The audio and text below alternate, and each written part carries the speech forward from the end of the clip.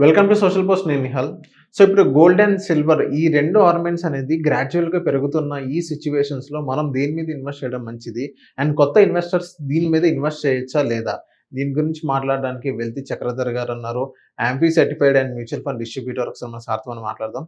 Hello sir, welcome to social post. Thank you అండి. Yes. Sir, ఇప్పుడు gold and silver గ్రాడ్యుయల్‌గా పెరుగుతున్నాయి. Even last 1 year గనక మనం కంపేర్ చేసుకున్నట్లయితే హెవీ రిటర్న్స్ అనేది ఇవ్వడం జరిగింది. అండ్ నెక్స్ట్ ఇప్పుడు గనక మనం చూసుకున్నట్లయితే ఇన్వెస్ట్ చేయొచ్చా? ఐ మీన్ కొత్త ఇన్వెస్టర్స్ ఎవరైతే ఉన్నారో దానిపైన ఇప్పుడు ఇన్వెస్ట్ చేయొచ్చా అని అంటారా? ఇది యాక్చువల్‌గా మంచి క్వెషన్ అడిగారండి మీరు. గోల్డ్ అండ్ సిల్వర్ చూస్తే మనకు బాగా పాపులర్ అయినాయి లాస్ట్ 1.5 ఇయర్ నుంచి కూడా. గత 30 ఇయర్స్ కనుక మనం హిస్టరీ తీసుకుంటే గోల్డ్ అండ్ సిల్వర్ ఎప్పుడు కూడా ఇన్ఫ్లేషన్ బీట్ చేసింది లేదు. అంటే మనకి ఆల్మోస్ట్ చూస్తే ఒక 8%, 7% రిటర్న్ కంటే రాలేదు. సో ఆల్ ఆఫ్ సడన్ మనకి లాస్ట్ 1.5 ఇయర్ నుంచి ఎప్పుడైతే రష్యా ఉక్రెయిన్ వార్ వచ్చింది, తర్వాత మనకి ట్రేడ్, అమెరికన్ ఎలక్షన్స్, ఎప్పుడైతే ఒక స్టాక్ మార్కెట్ మీద పానిక్ సిచ్యుయేషన్ వస్తుందో, అంటే ఎప్పుడైతే స్టాక్ మార్కెట్ గోల్డ్ వైస్ వర్సాగా వెళ్తాయి. స్టాక్ మార్కెట్ బాగా పైకి వెళ్తుందంటే గోల్డ్ పడిపోతుంది, గోల్డ్ పైకి వెళ్తుందంటే స్టాక్ మార్కెట్ కిందకి వస్తుంది. రెండు ప్యారల్ గా వెళ్తుంటాయి అన్నమాట. సో ఎప్పుడైతే అలా ముందుకు వెనక్కి వెళ్తాయో మనం లాస్ట్ గమనిస్తే 1.5 ఇయర్ నుంచి స్టాక్ మార్కెట్ పడిపోయింది. స్టాక్ మార్కెట్ మీకు 86,000 లెవెల్స్ నుంచి కూడా పడుతూ 76,200 దాకా వెళ్ళిపోయింది. సో డ్రాస్టికల్ ఫాల్ అనేది మనం స్టాక్ మార్కెట్ లో చూసాం.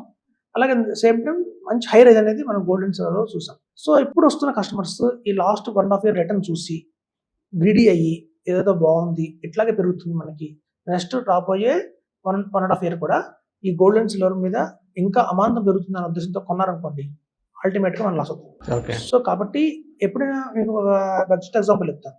ఇప్పుడంటే మనం ట్రైన్ టికెట్స్ ఎలా కొంటున్నాం, మనం ఐఆర్సిటిసి ఓపెన్ చేసి ఆన్లైన్ లో కొనుక్కుంటున్నాం.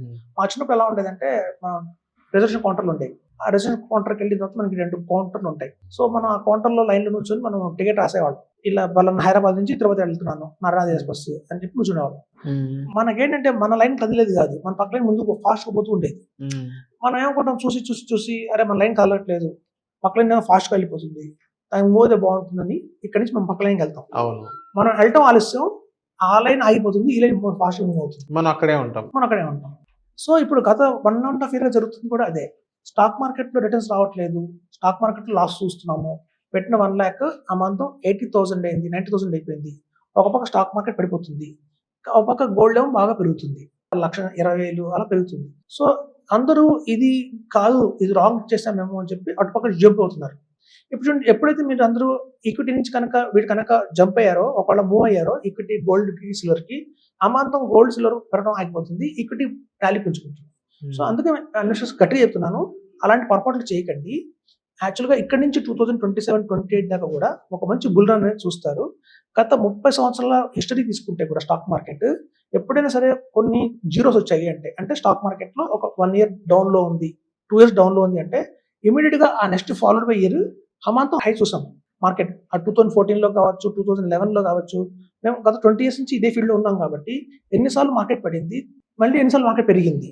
సో అలా పడిన మార్కెట్ కి ఇయర్స్ అంత గ్యాప్ వచ్చింది. అలా చూసుకుంటూ వెళ్తే ప్రతి హై మార్కెట్ ఒక 2 సంవత్సరాలు మార్కెట్ హైలో వెళ్ళిందంటే ఆటోమేటిక్ గా 2 సంవత్సరాలు డౌన్ లో వెళ్తున్నారు. సో గత 1.5 ఇయర్ గా మార్కెట్ డౌన్ లో ఉంది కాబట్టి గెస్ ఏంటంటే నెక్స్ట్ 2027 కల్లా మళ్ళీ స్టాక్ మార్కెట్ పుంజుకుంటుంది.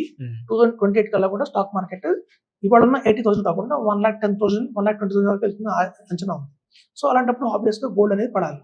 ఓకే, అంటే 2028 ఆ సిచ్యువేషన్ లో 27-28 లో గోల్డ్ అనేది పడే అవకాశాలు ఉన్నాయి. ఎంత పడే అవకాశాలు ఉన్నాయి? స్టాక్ మార్కెట్ పెరిగే అవకాశం ఉంది. ఓకే, ఎంత % పడే అవకాశాలు ఉన్నాయి? ఇప్పుడు చూడండి, మనకి ఆల్మోస్ట్ 20%, 30% దాకా కరెక్షన్ ఈజీగా రావచ్చు. 20-30%. ఎందుకు అంటే చూడండి, సప్లై లేదు. గోల్డ్ అనేది ఏంటంటే మనం సృష్టించలేము దాన్ని, అది మైనింగ్ నుంచి తీయాలి. దానికి ఏంటంటే సప్లై ఇమీడియట్ గా రాదు, డిమాండ్ బాగా వస్తుంది. సప్లై తగ్గిపోతుంది. మనం ఎకనామిక్స్ చదువుకుంటాం డిమాండ్ అండ్ సప్లై కర్వ్ అని చెప్పి. సో ఎప్పుడైతే సప్లై ఎక్కువ ఉండదు, డిమాండ్ పెరిగిందంటే ఆటోమేటిక్ ప్రైస్ అనేది పెరుగుతుంది అన్నమాట. సో అలా డిమాండ్ సప్లై కారణం చేతనే గోల్డ్ ప్రైస్ పెరిగింది, కానీ ఇంకో మీనింగ్ లేదు. ఓకే సార్, ఇప్పుడు 27-28 కి స్టాక్ మార్కెట్ పుంజుకునేది, ఇదేమో 20-30% పడే అవకాశాలు ఉన్నాయంటారు.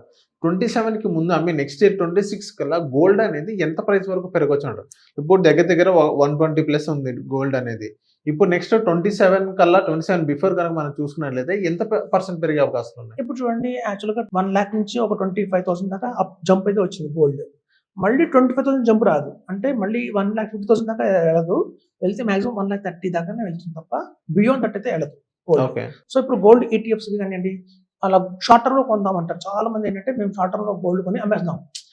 ఇలాంటి మార్కెట్ ని మనం స్ట్రాటజిక్ గా ప్లే చేద్దాం అని చెప్పి చాలా మంది మా దగ్గర ఒక 20 lakhs వచ్చాయి, ఒక ల్యాండ్ అమ్మాము లేదా చిట్టి పడాము 20 lakhs వచ్చాయి, ఈ 20 lakhs ఇప్పుడు పెట్టేసి ఒక 3-4 months తీసేస్తాం అంటున్నారు. అలా షార్ట్ టర్మ్ లో తీసేస్తే గోల్డ్ నుంచి బయటకు వస్తే ట్యాక్సెస్ కూడా బాగా పడతాయి. షార్ట్ టర్మ్ అప్లికెంట్ ట్యాక్స్ మన గోల్డ్ లో వచ్చేసి మన స్లాబ్ ప్రకారమే. మనం 30% స్లాబ్ లో ఉన్నాము, ఒక సాఫ్ట్వేర్ ఇంజనీర్, ఒక డాక్టర్ లేదా ఎవరన్నా ఒక మంచి మేనేజర్ పొజిషన్ లో ఉన్నారు, 30% స్లాబ్ లో ఉన్నారంటే మాత్రం మనకి షార్ట్ టర్మ్ గెయిన్స్ మీద 30% పడిపోతుంది. మనం కనుక బియాండ్ 2 years వెయిట్ చేసి లాంగ్ టర్మ్ లో అమ్ముకుందాం అంటే 12.5% ట్యాక్స్ పడుతుంది. సో మనం చూస్తే అంత 2 years 3 years ఆరిజిన్ లో ఒక లాంగ్ టర్మ్ లో చూస్తే గోల్డ్ ఎప్పుడు కూడా మనం బెట్ చేయకూడదు. ఓన్లీ షార్ట్ టర్మ్ కే గోల్డ్ అనేది పెరుగుతుంది తప్ప లాంగ్ టర్మ్ లో గోల్డ్ అనేది పెరగదు. ఆల్మోస్ట్ మనం పీక్ వచ్చేసాం, ఆ పీక్ అనేది వచ్చేసాం ఆల్మోస్ట్. ఎవరన్నా 3 years బ్యాక్ పెట్టుకుంటే బాగుండేది, బట్ మిస్ అయిన వాళ్ళు మనం ఏం చేయలేము. ఇప్పటి నుంచి దాన్ని చూసి ఆ ర్యాలీ చూసి కనుక ఎవరైతే వస్తారో మార్కెట్లోకి వాళ్ళకి అంత ఆశాజనకంగా ఉండదని చెప్తుంది. ఓకే సార్, ఇప్పుడు అంత ఆశించగానే ఇప్పుడు ఈ స్టాక్స్ లో కానీ బాండ్స్ లో కానీ మ్యూచువల్ ఫండ్స్ లో కానీ ఇలా గోల్డ్ లో కాకుండా ఇలా డైవర్స్ అయ్యి ఇలా ఇన్వెస్ట్ చేసినట్లయితే పుంజుకునే అవకాశాలు ఉన్నాయంట సార్. సార్ గోల్డ్ అనేది మనం ఫిజికల్ గా కొన్నా, మ్యూచువల్ ఫండ్స్ ద్వారా గోల్డ్ కొన్నా, ETF ద్వారా ETF లో కొన్నా కూడా సేమే. అక్కడ హైలోనే ఉంది, ఫిజికల్ గోల్డ్ హైలోనే ఉంది. రీసెంట్ గా నేను దుబాయ్ వచ్చాను వెకేషన్, దసరా వెకేషన్. ఒకప్పుడు ఏంటంటే దుబాయ్ నుంచి ఎవరైనా వస్తుందంటే మీరు బంగారం కొనుక్కొచ్చారా, బంగారం తీసుకొచ్చారా అక్కడి నుంచి అనేవాళ్ళు. ఈవెన్ ఇప్పుడు ఒక టైంలో 2016, 2014 ఆ టైం తీసుకుంటే దుబాయ్లో ఉన్న గోల్డ్ కి మన ఇండియాలో ఉన్న గోల్డ్ రేట్ కి వ్యత్యాసం చాలా ఉండేది, చాలా డిఫరెన్స్ ఉండేది. కానీ ఇప్పుడు అంత డిఫరెన్స్ లేదు. అవును, అదే ఇప్పుడు ఆల్మోస్ట్ తగ్గిపోయింది. అక్కడ కూడా దుబాయ్లో కూడా చాలా గోల్డ్ రేట్ పెరిగిపోయింది. ఇప్పుడు కస్టమ్స్ మళ్ళీ ఎక్కువ చార్జెస్ పడతాయి. మనకి 1 lakh గోల్డ్ దాకా పర్మిషన్ ఇస్తారు.